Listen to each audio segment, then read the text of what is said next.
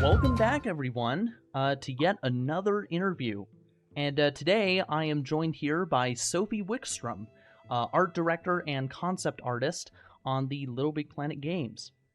She was a developer that worked on LittleBigPlanet through the Station SE. Her work you can probably see in-game, and if you don't know about her, you will now.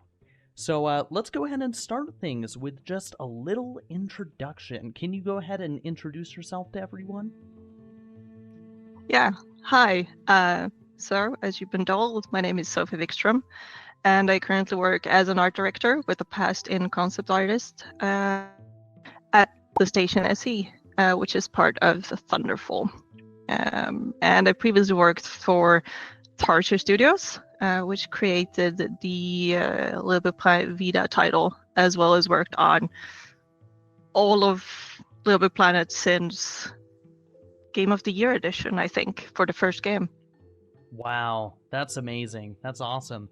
And of course, having worked on LittleBigPlanet, a lot of developers, we all come from different backgrounds, and so I'm curious. Would you care to share sort of a little bit of your backstory of how you got started? Did you want to do what you're doing now? Did you think you were going to be involved with video games and digital art all these years later after kickstarting your career? The easy answer is no. I've always loved art. I've always drawn, like most people who work in the games industry. It's a passion. We normally don't do it for the money. We do it for the passion, for the medium, and to create experiences for the players.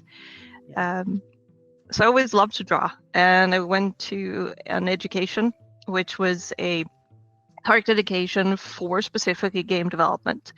But I don't know, being young, I kind of didn't think that I was going to work with games along the line. It was more like, I get to do what I like every day at school, and that's nice. Maybe I'll work with games.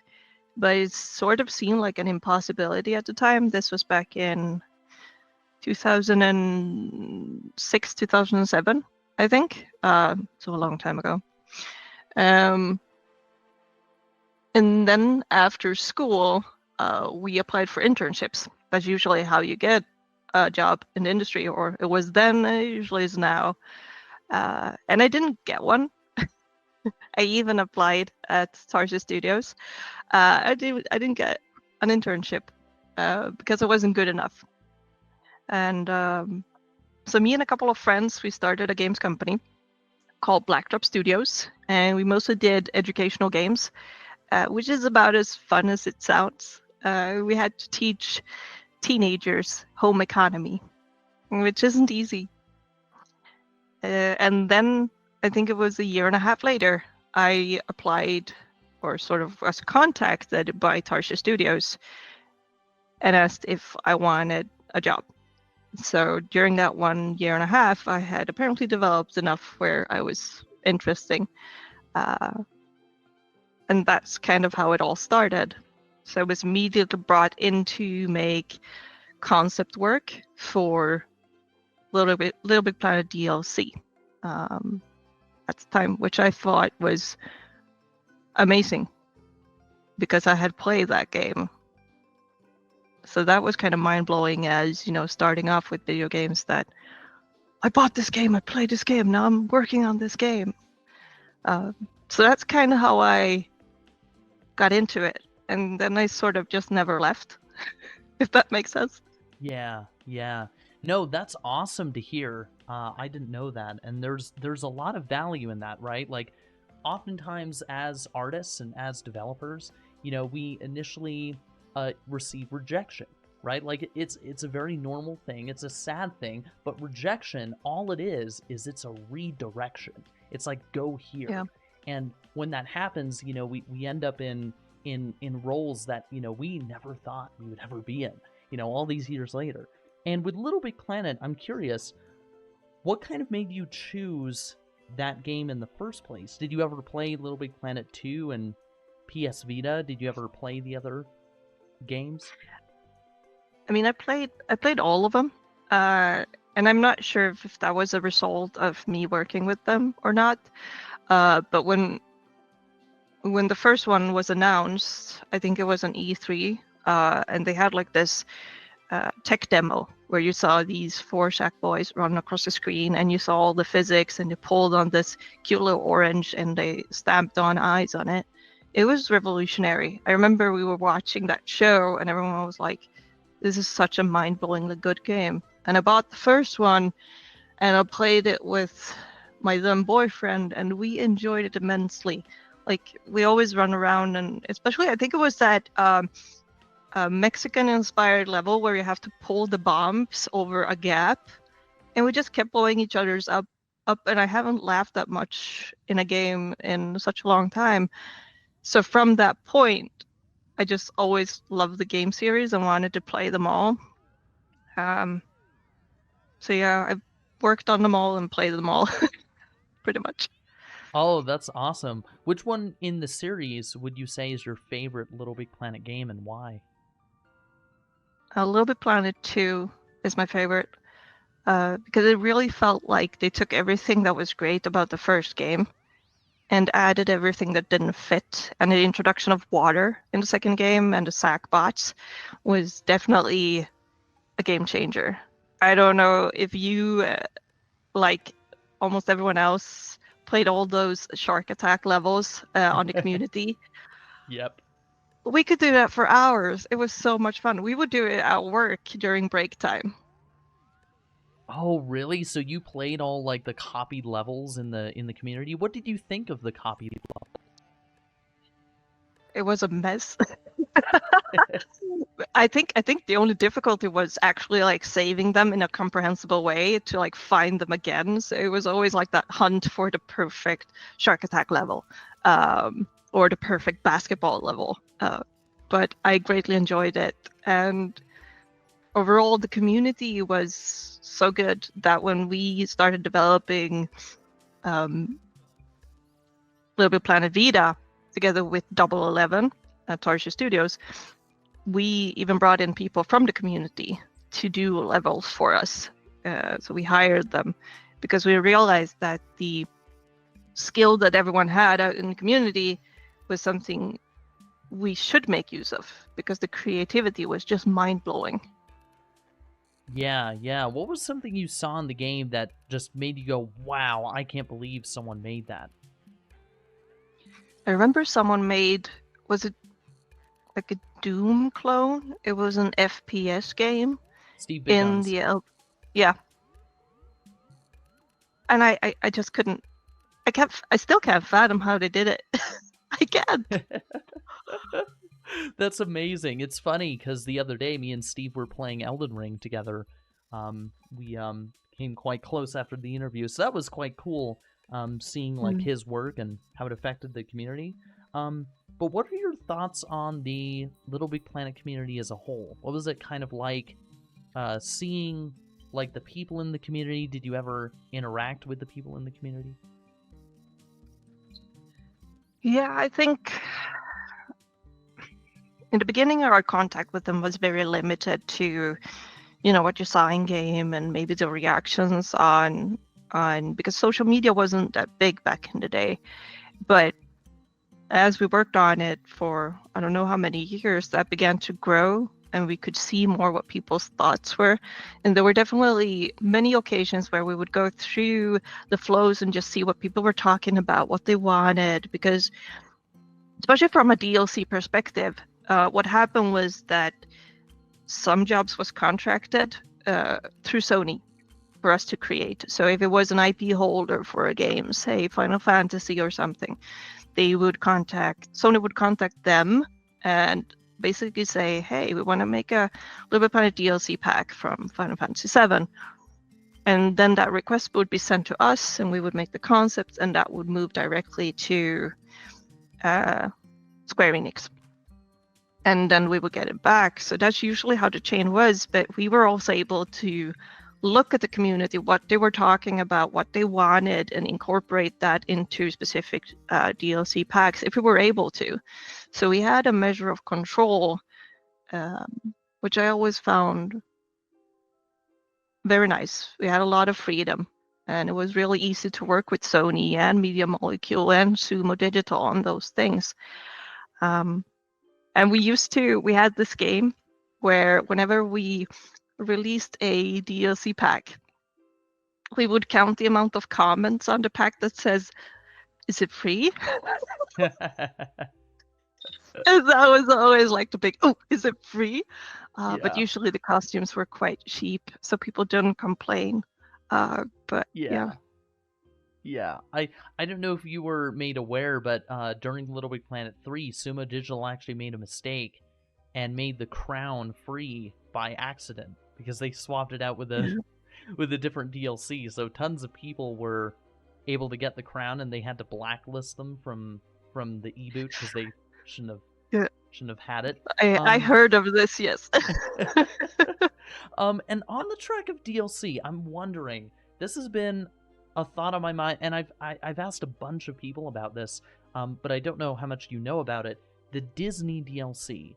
Do you happen Yes. to know why that was, like, because I can imagine why it was delisted, but, like, were you involved in that process? How did it make you feel when it became delisted? I was sad to see it go. Disney was and always will be a tough customer in the sense that they're very proud of their work, and their quality bar is very high, meaning that producing things for Disney, specifically the princesses, I think that was my second pack I worked on. It was stressful because we grew up with these brands and they mean a lot to us. So you really wanted to make them justice. And I remember when they delisted them, I was very sad, but it happened out of our control. And from what I understood, it was like a licensing deal. So they kind of lost license. But I never got an insight into that process, unfortunately. But I was very sad to see them gone. Yeah. But yeah. Yeah, and I mean, sometimes DLC not only gets delisted, but it also might end up being unreleased because maybe, Yes. Stakeholders don't, like certain details of the DLC, or maybe there are, like, problems with holders and rights. And on the track of that, would you be able to talk about the Crown Princess of Sweden costume that was unreleased? Because I remember that being in a frame in a photo on the station's Instagram. And I always wondered, why was that never released? Well, it actually came about that the Crown Princess of Sweden, since we're based in Sweden, she was touring the country, which she does every now and then to just, look into companies and look at the different businesses. And the games industry is new and exciting still, or it was, but she wanted to visit a game dev company. And as a sort of gift for her, we decided at Station to create the princess costume for her as a sort of gift. And we did it with Sony's approval because we said we want to do this, but it's not going to be an official costume. And we had approval and we gave it to her as a gift. But in terms of like actually launching it, I think they will have to look at market, like if it will sell or not. So I think she got lost in that calculation somewhere, unfortunately. So she was never released. So she's just a legend.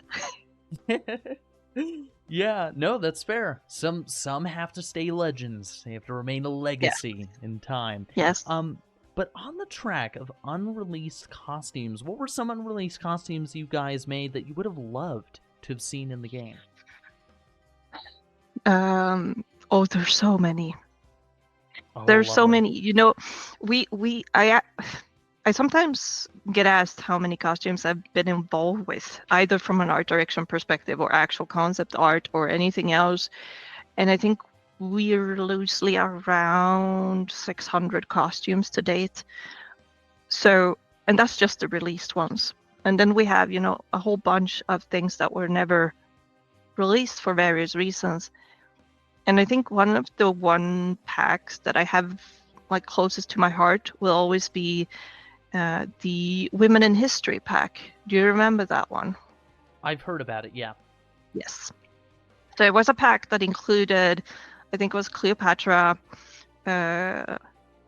Joan of Arc, Queen Victoria, and one more. Either way, it was for women from history. It was sort of inspired by a DLC made for LittleBigPlanet 1, which contained Boadicea, and Genghis Khan and stuff like that. But we wanted like a female-centric pack. We had actually planned for 2 packs, but only one was released. And the reason we couldn't release the second one was because even though these people don't live anymore, their legacy is owned by someone. And navigating that became a nightmare in copyright issues.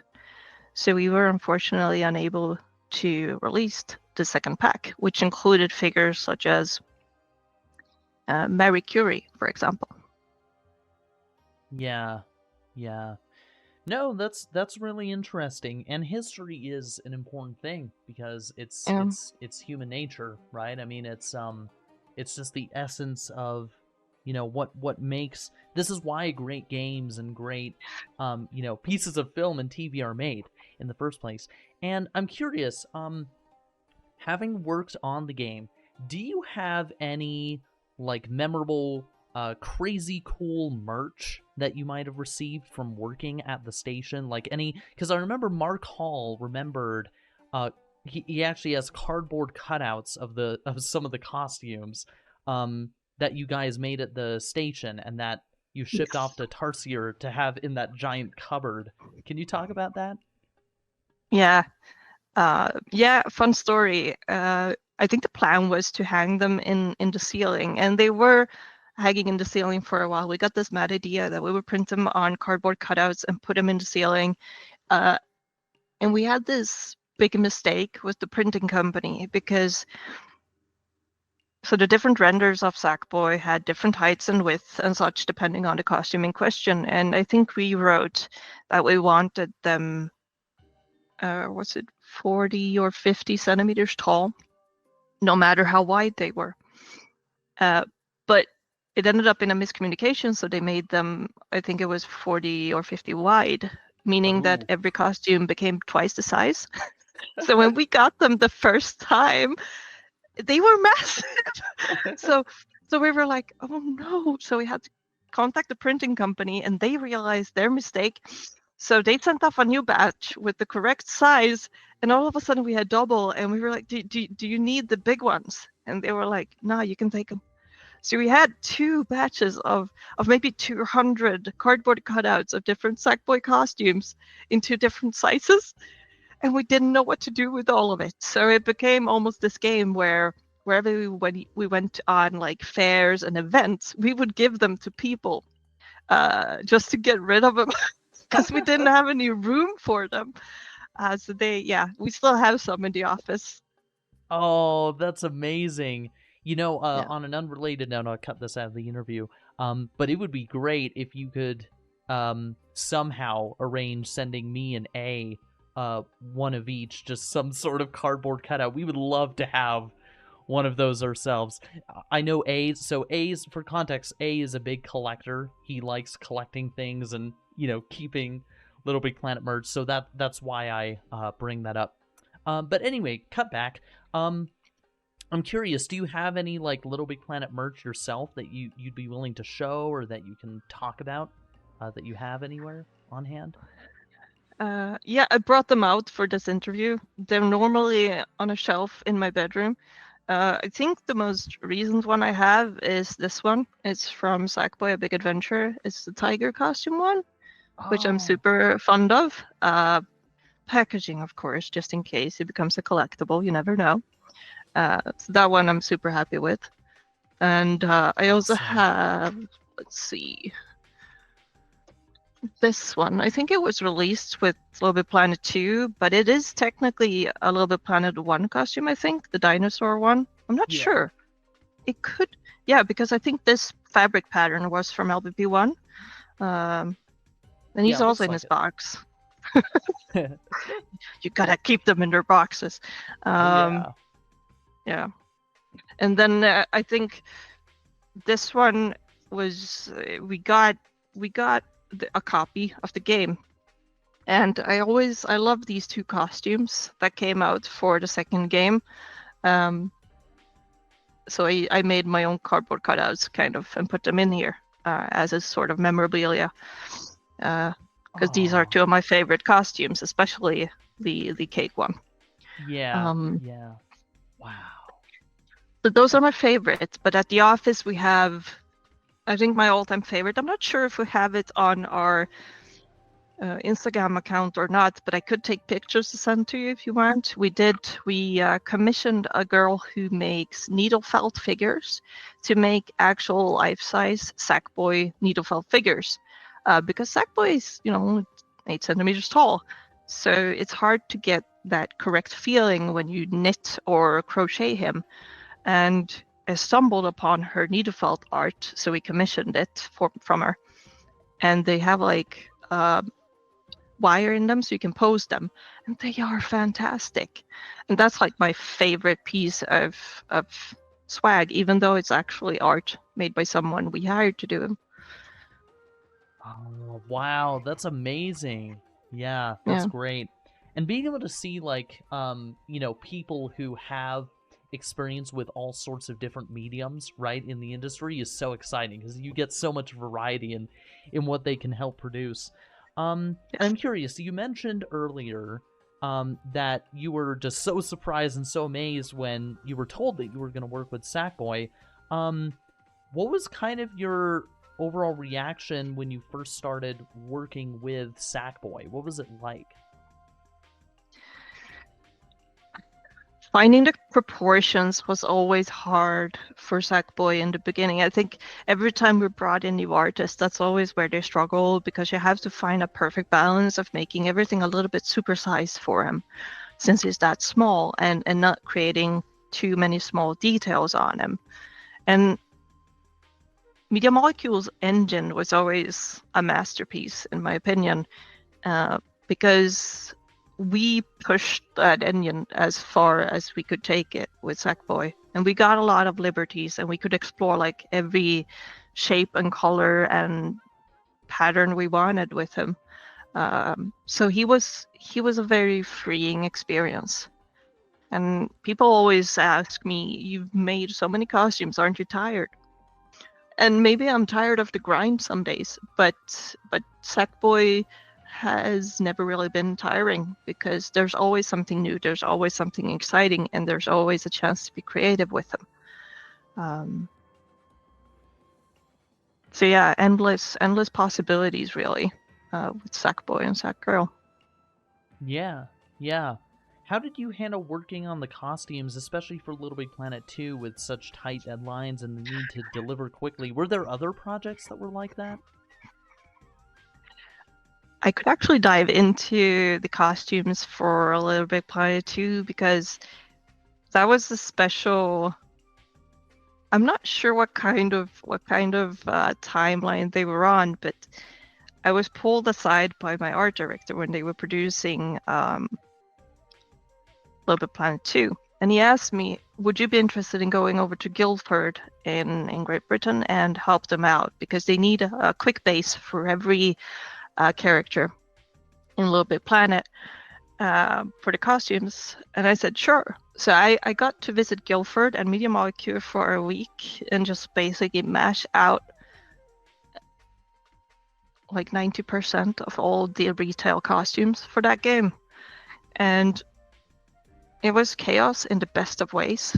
I'm not certain how many costumes it was, but it was 4 costumes per theme, and is it 6 or 5 themes in LittleBigPlanet 2? And I think they had 4 established characters. The rest I had to doodle down that week. But it was amazing. Got to meet Karem, got to meet all the developers. It was amazing and creative, but it was very tight in terms of time. And overall, I think that's something that plagues the game industry in general, is that there's a lot of crunch and stress and getting as much content in as you physically can. LittleBigPlanet Vita was intense as well in that regard. Yeah. But yeah, you really gotta take care of yourself. I've been burnt out, so it happens to most of us, unfortunately. Yeah, I know the feeling. Luckily, I can relate because I had worked as a contract game developer for a year and a half, and there was a lot of crunching. We had deadlines on the weekend sometimes, and Yeah. it was tough. So I can definitely relate on that front. And do you want to go into maybe how PS Vita was kind of very very tight compared to Little Big Planet 2? What made it? Did anything make it a bit different with the deadlines and just was it a different kind of stress maybe? For me, it was a different kind of stress because it was the first time that I went into a full production that was that large in a scale. Because for LittleBigPlanet 1 and 2, we were doing mostly bits and pieces of different things from the projects. But for LittleBigPlanet Vita, Tarsha was solely responsible for the art and the design, and Double 11 did the code, meaning that from start to finish, we would have to do everything. And it comes with the challenge of honoring the source material, yet still creating something new and engaging on a completely new console.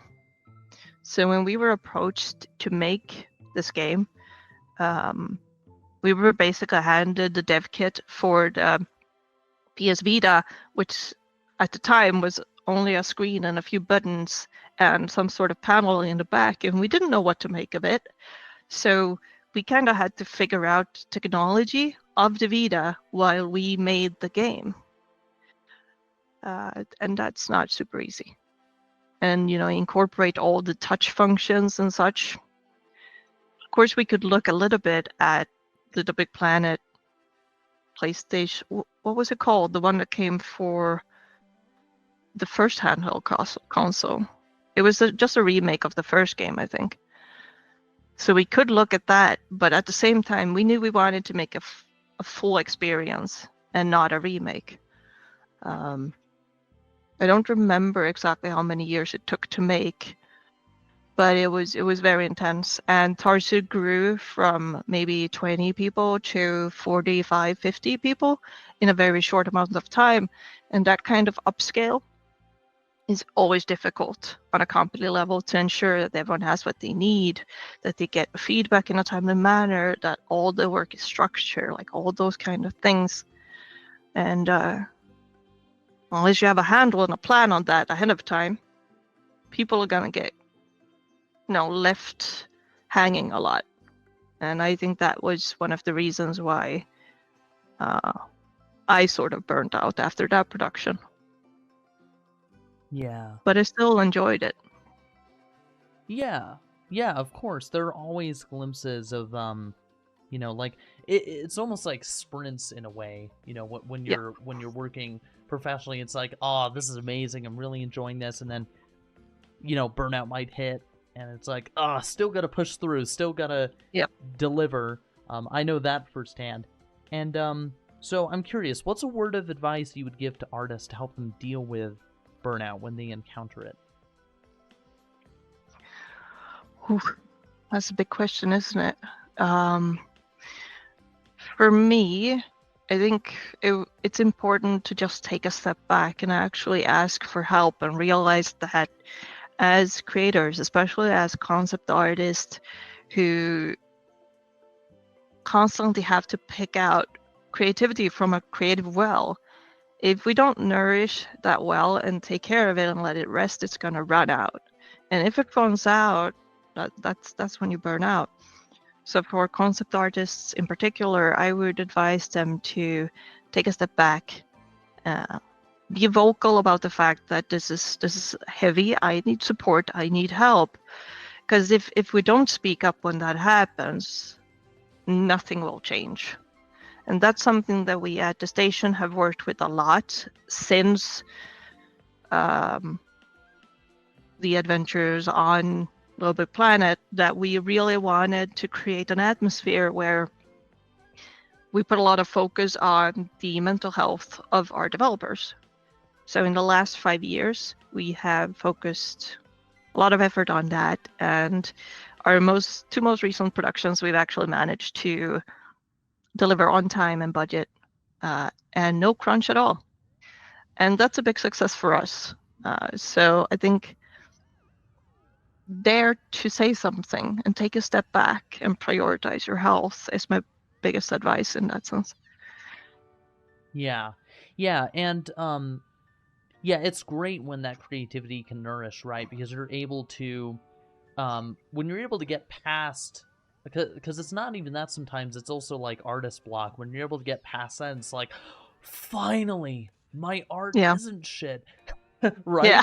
Yeah. It's a wonderful feeling. And so when you were working on LittleBigPlanet 2, I want to know, what were some of the craziest, coolest costumes you did concepts for that you can remember? Your favorites? My favorites. I think generally the whole lineup for LittleBigPlanet 2 retail costumes for all the different themes, I was allowed to go completely wild, and they had so much new technology in LBP2 that I could use, so I adore them. But that said, I think it was one of the last DLC packs we released for the LBP2, possibly. It was a magician pack. It contained a magician with his assistant. And he had like a top hat, he had a cape, he had a wand or a magic wand, and depending on which emote you triggered, things would happen to his costumes. You would have a bunny that popped out of his hat. His wand turned into a bouquet of flowers, and the inside of his coat had like playing cards that folded out. And I always enjoyed watching that one, because when we delivered it, even Media Molecule went like, how did you make this? This shouldn't be possible. So just like the community often surprises us, we were able to bring that to the creator of the engine in the costume. So I will always remember the magician for that reason. It's not flashy, but because from a technical perspective it is, I will always enjoy it very much. Yeah, that's awesome. And going on the more technical side, because to give some context, I'm also a professional artist. I've been in the industry for a while, and so I'm a nerd for this stuff too. And so I wanted to ask you if you happen to, because I know there were other artists, specifically at Tarsier, who were involved with the 3D renders for Sackboy. Were you involved in any way with any of those renders, or was it purely kind of the concept art? Did you ever go outside of your scope? I was not a 3D artist at the time, no, but I did. So how it usually worked was that we had a solid small team that consisted of a bunch of concept artists, usually 2 or 3 at any given time, that would make the concepts and then push them to 3D, who would make everything from gray box to final art, and then implement into engine and render. So they did the whole pipeline. But when it came to rendering, usually what they did was they would refer back to the concept art department and ask concept art to make quick poses or similar for them in like doodle form, so they could create something from to render, like a base. Because usually what we had to do, at least in later, I think it was LBP 2 and forward for DLC, was that we had to do a lot of marketing work. So we did all the wallpapers and banners and everything that was used on Facebook and Twitter and stuff like that. So usually we wanted to be able to reuse the renders for that kind of work. So we would have to, on art, start working, or concept art, start working on the design for the different marketing aspects of each pack. So that kept us busy on the side where they made the 3D costumes, and then we would have to sync, and I would basically art direct the render work as they did it. So that's only how I was involved with that then. I'm a little bit more 3D these days, but I'm definitely not a professional in it. I only dabble when I have to have a reference for 2D. Yeah. Yeah, no, that makes sense. And I'm curious, when you were like, because I assume you kind of had over the shoulder moments where you were looking at Yes. these, 3D artists doing their thing. So I'm wondering, did you ever see how the 3D artists achieve that consistent glossiness in Sackboy's eyes and nice details in other places, such as the general soft shadows you often see in these renders that help make the lighting visually appealing? I ask this because I worked on The Amazing World of Gumball as a show artist for a few months, so I have experience developing tooling for converting 3D materials and Maya between renders. So I'm just simply curious. Yeah. No, we had to because of the engine Media Molecule used, we had to do the costumes in 3ds Max, which was a challenge because every 3D artist you meet coming off an education knows Maya, not 3ds Max. So we always had to reschool them in 3ds Max for the DLC work. But it's easy enough to pick up on. And the reason why we used it, I'm not sure what the render engine is called in 3ds Max, but that one at the time was superior. And they also had the non-destructive modifiers that you could put on the model to give it that lovely high poly look that you have in the renders. Because of course, Sackboy, the game model, is a lot more low res than it was in the renders. So many times when we did the renders, we would have to remodel or touch up a lot of the finishes.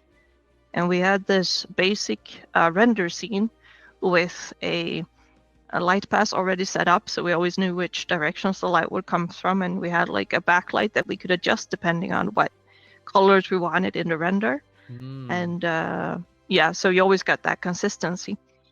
And we had all the glossy eyes, the skin, like his knit or the white canvas. We had built like a Bible or library of all the different materials that we use. So the artist in the end, they could just drag and drop them all, and everything was preset in there. But getting it to that point took a bit of time, and we had a few 3D artists that was very technically proficient who set it up and got it running. So once it was up and running, anyone could use it. Probably even me if I tried. So it was very, very user-friendly. But we did basically use everything. Like all the materials were from in-game.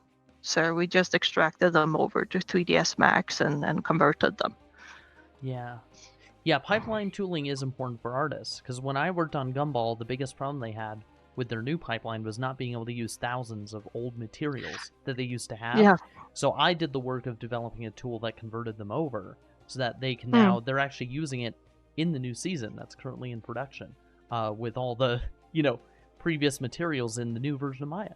And that's super exciting to know that. I think they might have used either Mental Ray, Arnold, or the scanline render in 3ds Max. Mental Ray. I don't know. Mental Ray. Definitely Mental Ray.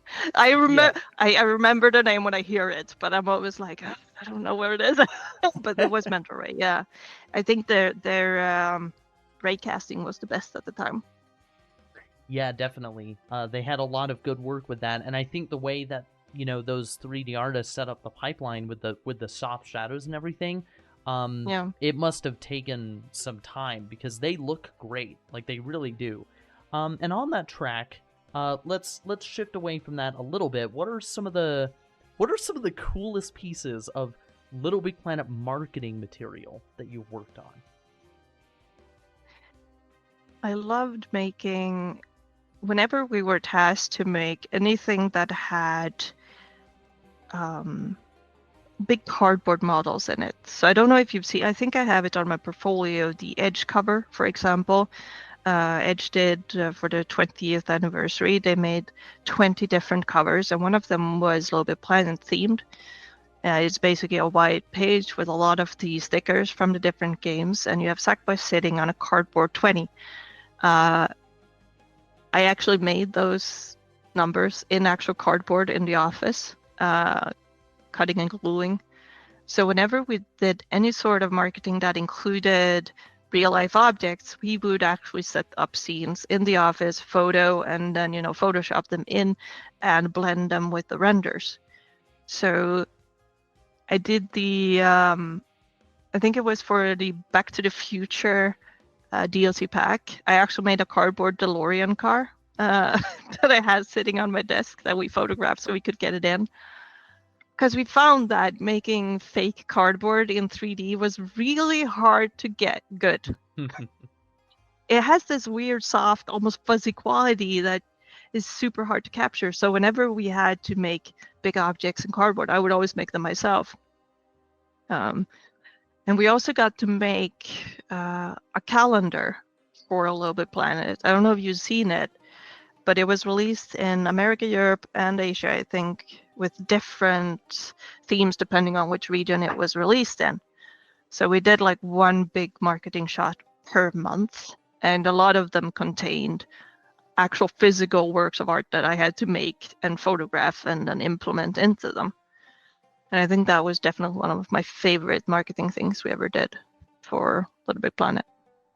Yeah. Do you think photographing elements helps make the process of creating these composites more fun from a creative standpoint? A little bit more freeing? Definitely.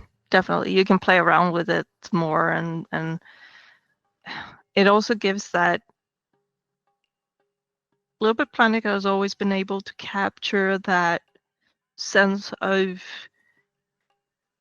a messy child's room or a craft project or whatever, that if you try to recreate it in 3D, you often end up missing the mark.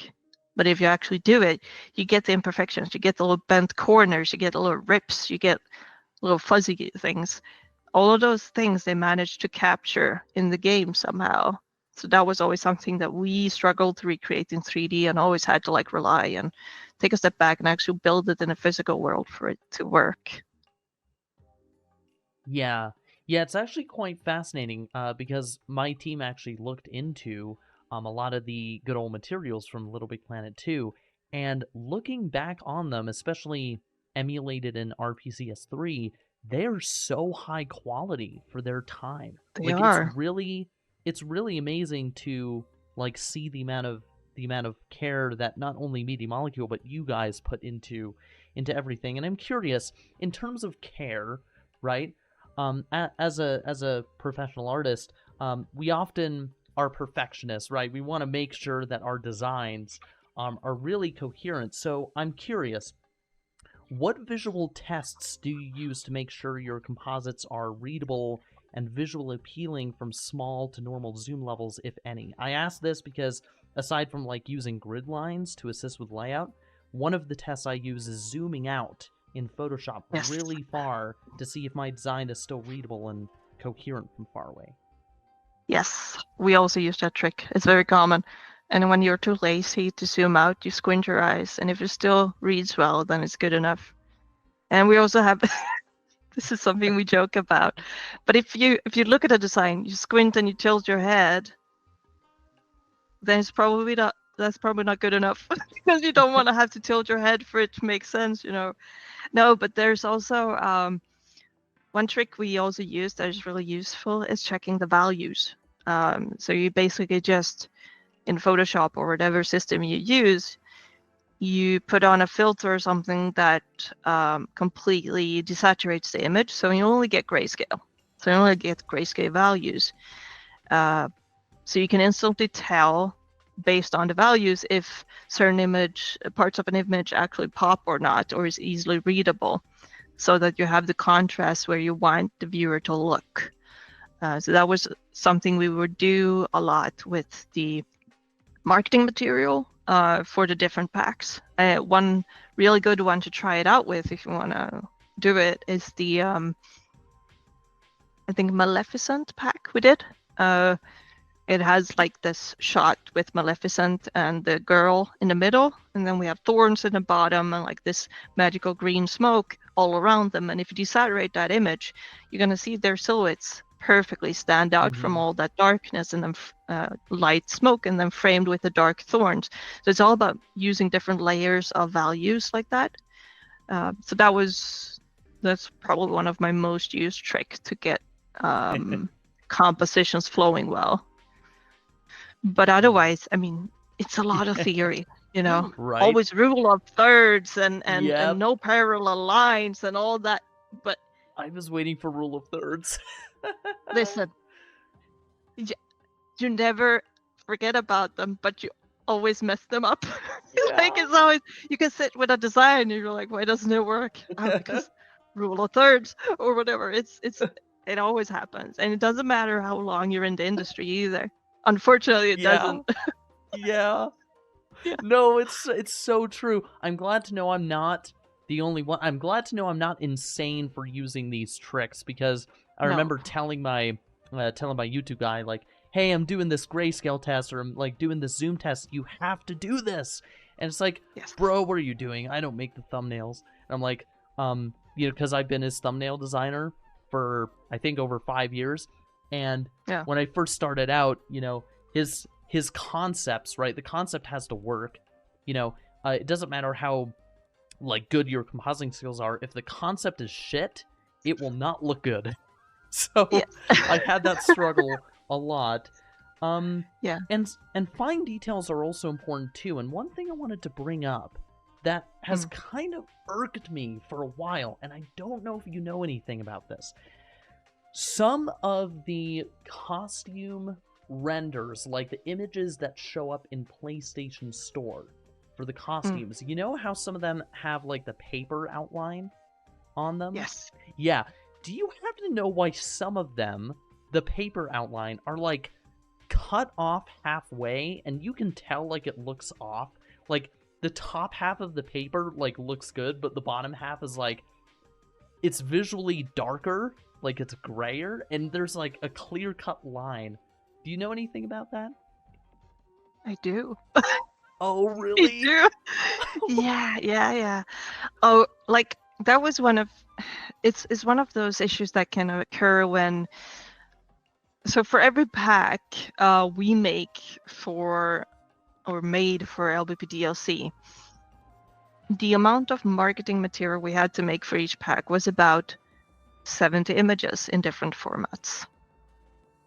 So if you think about that, you're going to have to create something that can be used in 70 different ways and all work in all those different ways.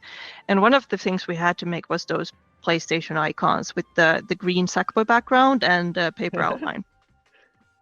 And we had to make it so many times that finally we basically made an action in Photoshop. So you would import the artwork and it would go through and basically run them through that script, and it would apply a texture of paper on that white outline.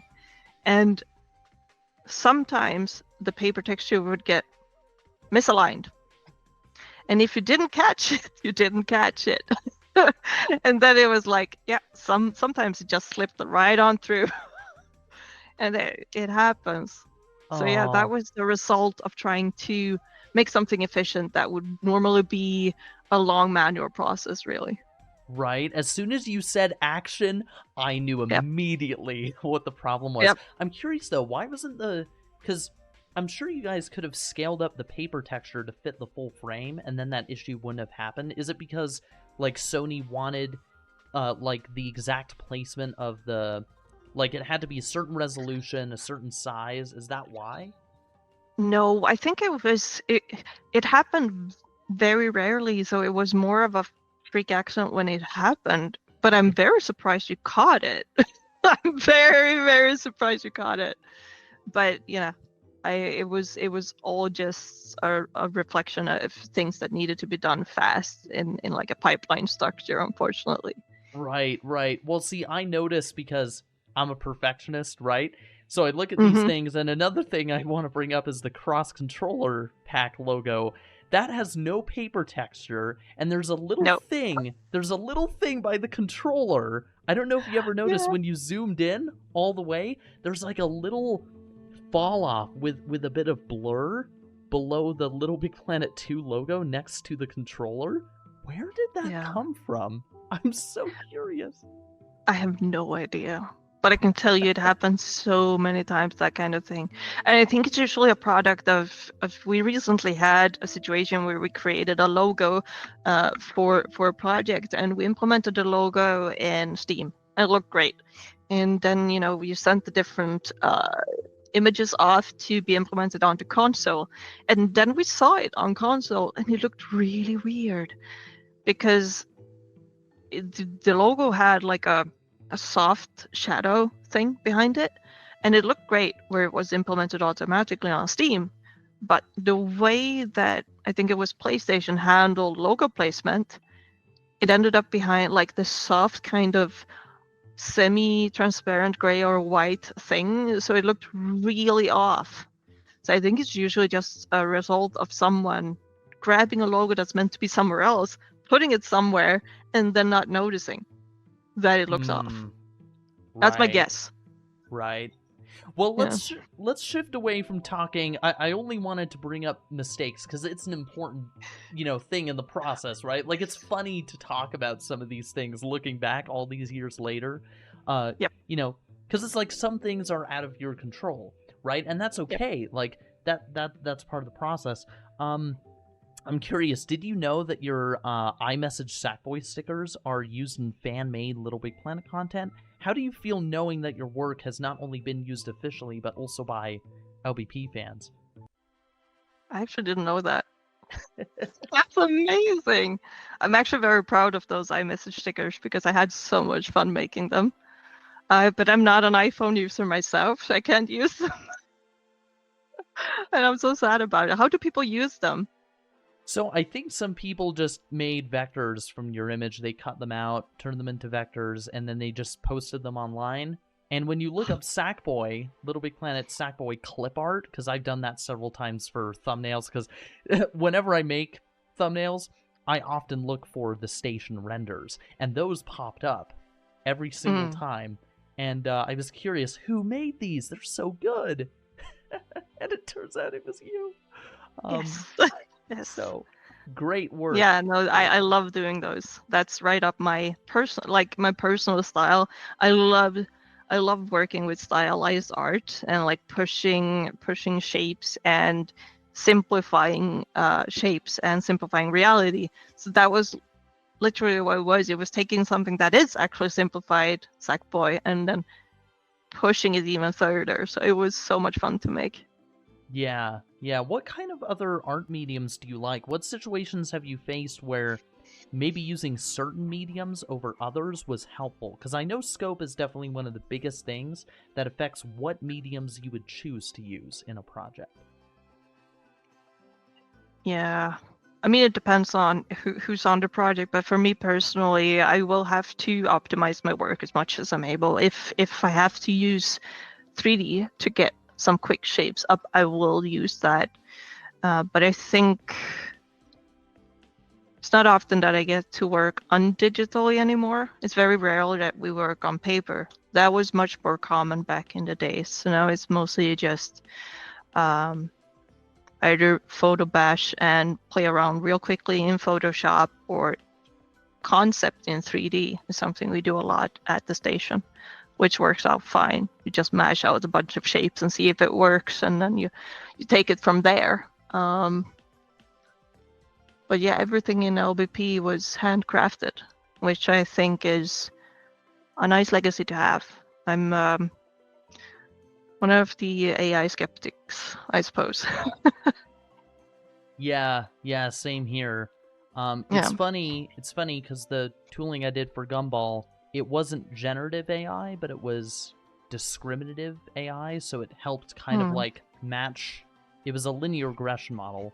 It helped to match the values between certain materials, and that's where AI can be useful, but a large majority of generative AI, is horrible. It's absolutely bad. So I wanted to know your I can imagine what your thoughts are on it, but like, how has it affected you as an artist, just generally? Yeah, I mean, I do think that AI has a place in game development. AI will stay in one way or another. I think where the issue lies for me personally is, of course, when you reason that we're going to make it quicker to make something visual, or we're going to speed up processes that would normally take a lot of time. But if you think about what a concept artist does, that process that they're thinking of speeding up is a process that a concept artist enjoys. That's what we live for. That's, our bread and butter. And what they're saying is, you can't take that much time on it. Here, let this machine do it instead. I'm like, use AI for automation, for the boring processes that we need, the UV mapping or the LOD creation in games, like those sort of processes that are time sinks and quite boring to do, rather than only looking at the processes that actually can create greatness. Because we're already seeing the issue of having generative AI that's sourcing from generative AI. So everything is starting to look samey. And I'm scared of what kind of creative world it's gonna become if all we source from is generative AI. So for me personally, I think it has dimmed the creative flame a little bit, or rather the view I have of the industry. It feels less creative than it was maybe 10 years ago, which is sad, I think. Yeah, absolutely. It's kind of the image of the snake eating itself. That's essentially what it is. And definitely. on a lighter note, let's talk about sketching a little bit. You said that you carry a sketch pad in one of your interviews around with you, and that's wonderful. I used to have one, but I do everything digitally now. I'm crazy. I'm insane. Do everything on a Wacom tablet. So I should really get a sketch pad again. But do you think artists should sketch each day, or at least as often as they can, to remain consistent and inspired? Yeah, I do. I think it's, as long as it doesn't become like a must and you force yourself to do it. It should always be at least partially creative or give you something. I've, much like as you have, I've switched my sketchpad to a digital medium. So I have an iPad, and I feel like that has completely changed my life. I'm a lot more creative whenever I have my iPad with me, just to be able to get something out on it and doodle something when I'm on the bus, or when I'm on the train, or even if I'm just sitting at a cafe. I always bring it with me, and I always doodle. And I think it is super important to always sketch, always doodle, always keep that creativeness going. Because even if you think it looks really crap, it's probably not. I had the experience when I went to, I don't know if I had the experience when I went to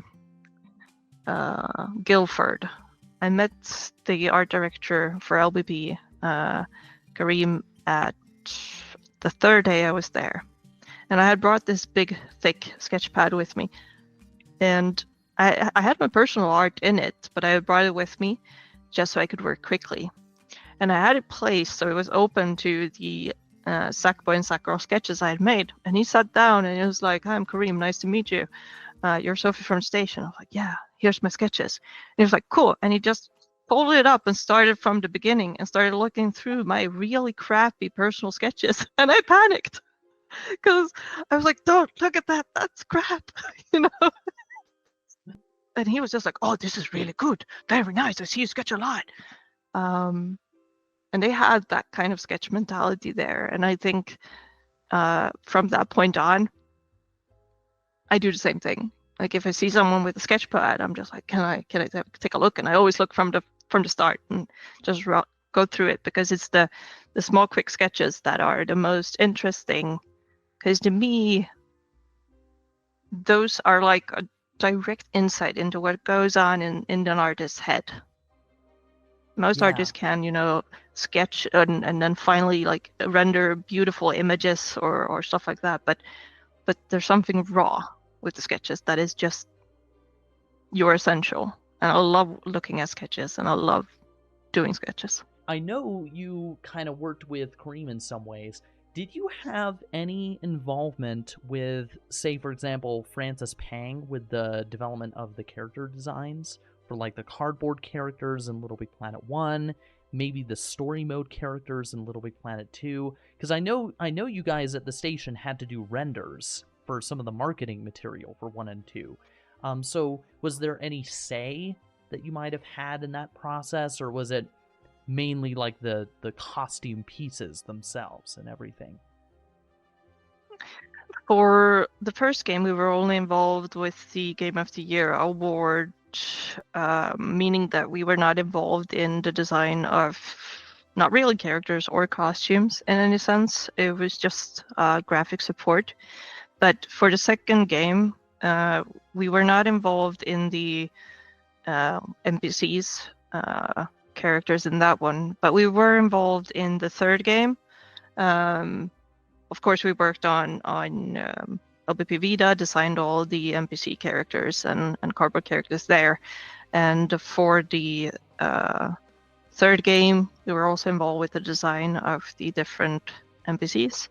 And for Sackboy, A Big Adventure, we did a lot of the costumes for NPCs, including the Bunkum characters, I think. And we also designed the computer. What's her name from Sackboy, A Big Adventure? She was a bot. Naomi. Yeah, Naomi. So those kind of characters we designed for Sackboy, A Big Adventure. So in the beginning we weren't involved, but in the later games, yes, we were involved with those characters. Yeah, that's really neat. It's cool to hear about that. I didn't know you guys worked on the third game with the story mode characters. Marlon Random, I would say, is Yes. is a fun one. I love him. Yes. Wacky, just like me. But do you guys think? Do you personally think that Sackboy Big Adventure was a step in the right direction for Little Big Planet?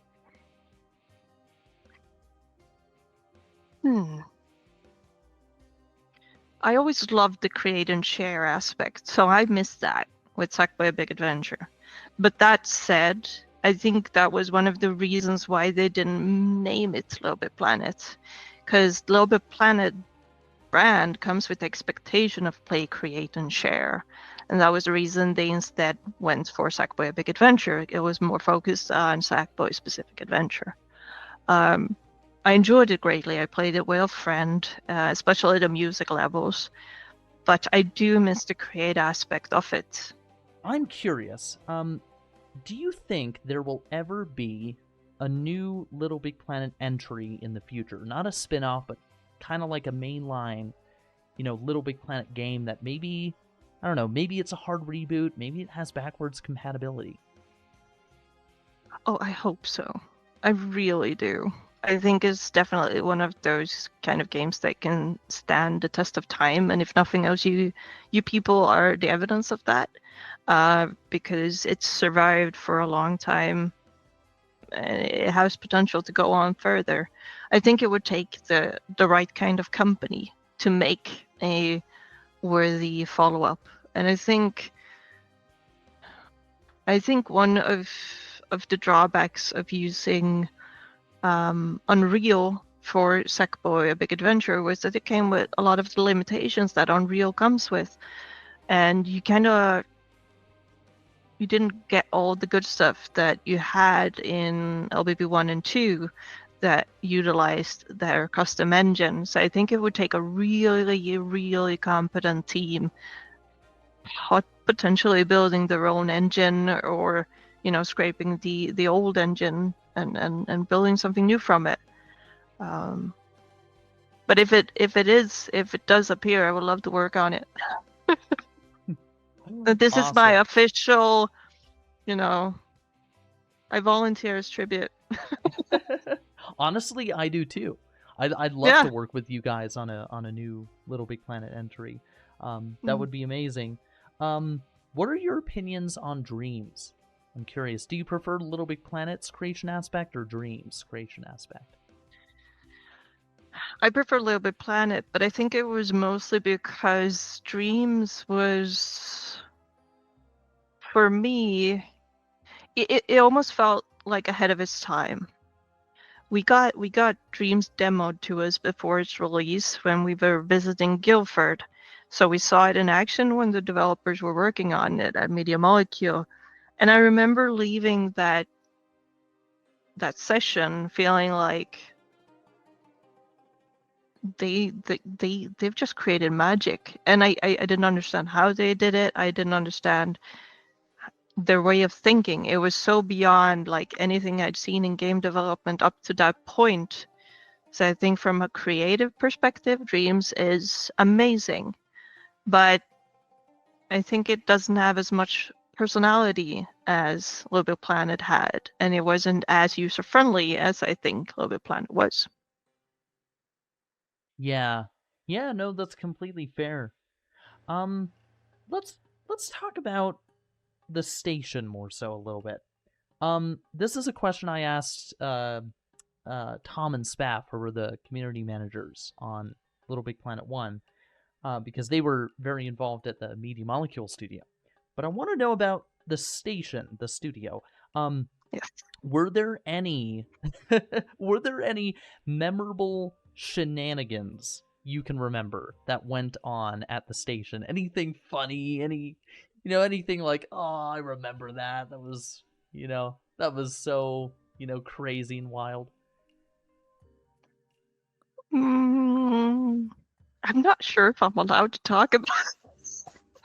I mean, okay. Listen,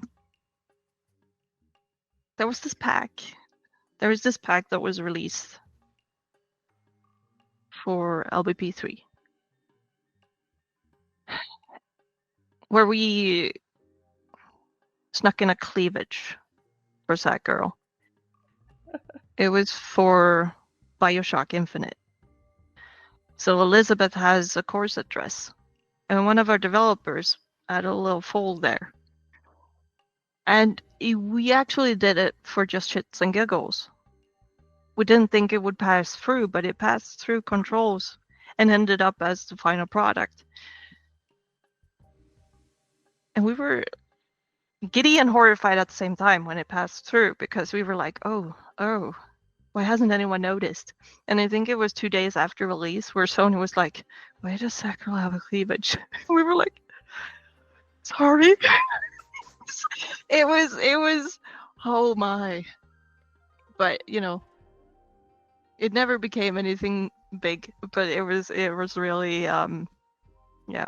We did put in quite a few Easter eggs in the different costumes, but I think they're so hidden that no one's ever gonna find them. But no, it's game development is always crazy in every way. So I don't know if I can pick just one moment.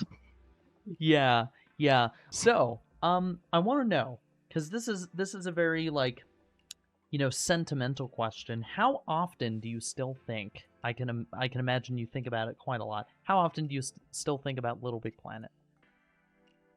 Quite often. Yeah, I actually do, but I remember it very fondly working on it, and it's yeah, it definitely launched my career, so I'm super grateful for it, and I learned so much, and I think it has defined me as an artist. And yeah, I still have the swag at home, so I'm reminded all the time, if nothing else. But yeah, and it's still plastered all over our office as well. Yeah, yeah. So about the costumes, right? Like, we know that that you guys were responsible for those. Were you guys involved with, like, the concepts or creation of, like, say, I don't know, any of the technology in Little Big Planet 2? Like the power-ups, or kind of like the logic that was in the game? Any of that? Or was it, like, purely costumes for In the most of the second games? game, it was purely costumes, or a majority of costumes for the second game. It felt like that was a natural progression because we had mostly done like graphic assistance for Game of the Year for the first one. They brought us in deeper in the second one with the costume creation. We did both like the set costumes as well as the different pieces for like different random costume pieces you could have. And then in the third game, we were involved on a more deeper level when Sumo Digital inherited the project.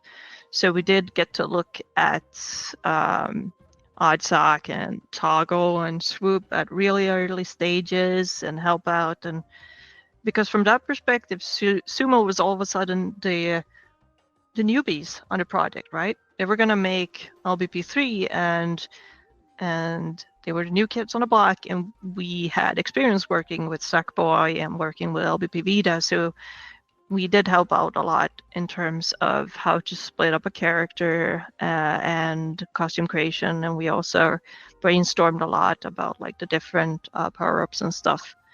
And we also did some of that work for Sackboy: A Big Adventure when they were trying to figure out the deal with how Sackboy should move, what power-ups he should have, and abilities and stuff for that game. So we were much more involved at the later stages than we were in the second game. Yeah. In terms of marketing material, was the station ever involved, and maybe by extension Tarsier, in the creation of not only like the static like marketing material that we see, like the Photoshop ones, but like any trailers, like video promotional material? I think we were involved in some of it. We were heavily involved in, I don't know if you remember the Marvel DLC pack. It was kind of massive. It contained like a lot of costumes, and you had levels, set dressing pack, and I think it also had like custom game modes or levels. I don't know. It was a massive pack, so we did a lot of the material there, and we also did some trailer work and such for those. So it did happen, yeah. There's this shot from the marketing campaign for the Marvel, where we have the PS Vita and the Marvel characters jumping out of the screen, and you have a couple of hands holding the controller. That's my hands. Oh, really? Yeah, it's my thumbs. My tiny thumbs. So yeah. Oh, that's so cool. That's so cool. I also want to know, was the station and Tarsier ever involved with like getting any of the promotional material onto places like, for example, the official LittleBigPlanet YouTube channel? Because I don't think it was ever really used that much. In fact, it has less subs than us. Yeah, no, you guys are definitely doing a better job there. No, as far as I know, we were never involved in it at all. Mm-hmm. I know that after the creation of LBP Vita, that Tarsier had a social media department that did a lot of good work, but I'm not sure they really utilized YouTube to the best of its capacity at all. Oh, interesting. Huh. Yeah. Talking about LittleBigPlanet 1 a little bit, early days, right, when the game was first coming out. So I know the station did a lot of the, like, 3D rendering work for LittleBigPlanet 3 and stuff like that. But how do you know who was really involved with like the LittleBigPlanet 1 promotional renders specifically? Like, for example, the box art. Like, who made the box art with those renders and stuff? Were you guys involved, or was it another studio? I think it was handled either in-house or by a different studio for the first game, for sure. I know we got involved with those kind of things for the second game. So I did the cover for the special edition cover for the second game. The one with Sackboy jumping up, and you have the Negativitron in the back. Yeah. That one. Yeah. What? So that one was by me. Yeah. That is so cool. Oh my Yeah. goodness. Because, like, everyone sees that when they go to the store. And remember when we used to go to the store and physically buy, like, yes, discs? back in the day. I know, right? When you actually got a box. Right, it's so crazy to think it's that long ago. But, like, everyone has seen like the box art that you've made for the second game for sure. That is wild. Did you do any for Little Big Planet 3 or Sackboy Big Adventure or any of those games? PS Vita? Yeah, I helped on the one for PS Vita as well. I did like composition work and touch up for it, but the concept was made by their very talented concept artist. I don't remember his first name, but his last name is Berlin. He's super talented. He did a lot of the NPCs in LBP Vita. Big fan of his work. So he did the base, and then I did a lot of like the compositing and touch up because he's more of the hyper creative kind of mashes out intense designs, and I'm more of like the composition, make it work from a commercial standpoint. So we did a lot of tag teaming there. And I think for the third game, we did that one.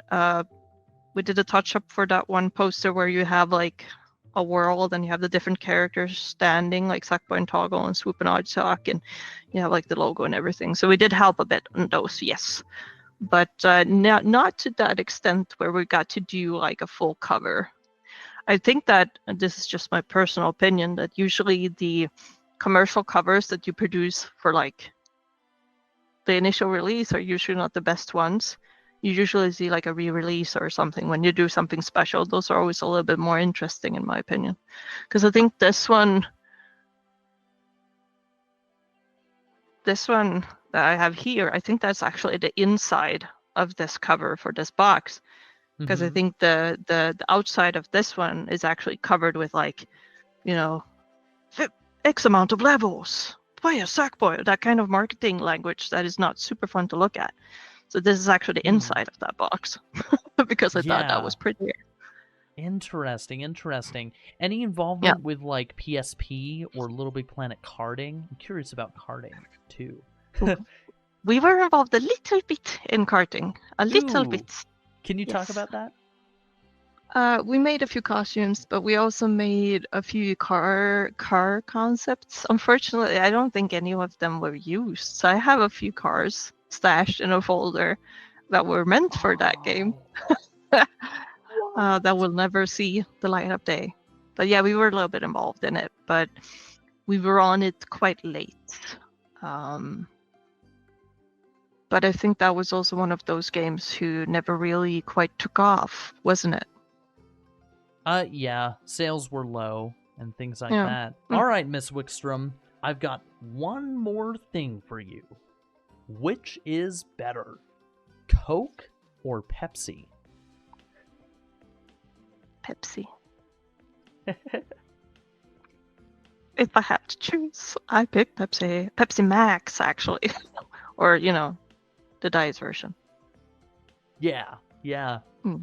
Wow. No, that's fair. I like both, luckily. Yeah. I can drink both as well, but if I'm out and if I get to choose, I pick Pepsi. That's fair.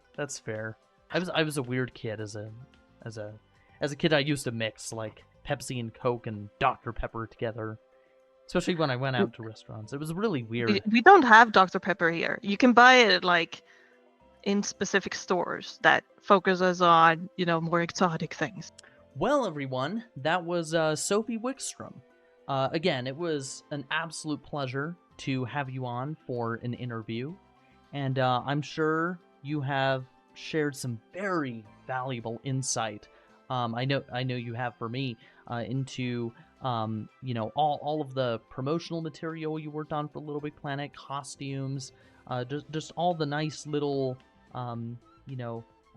bits and doodads of Little Big Planet that we sometimes don't appreciate or see a whole lot, and those pieces are really, really meaningful because they helped create the Little Big Planet community and what we now know as Little Big Planet, essentially. And it wouldn't be the same game without your contributions, and of course everyone at the station and Tarsier. So yeah, stay tuned, guys, for more interviews coming in the next few weeks. We have some very special ones coming up, and again, absolute pleasure having you on. And maybe in the future, if a part 2 arises, we'd love to have you on for that as well. But we'll see where time takes us as we keep moving along. So the one thing I want to say to you all out there is to keep Little Big Planet in your hearts. All right, we'll see you next time. Peace.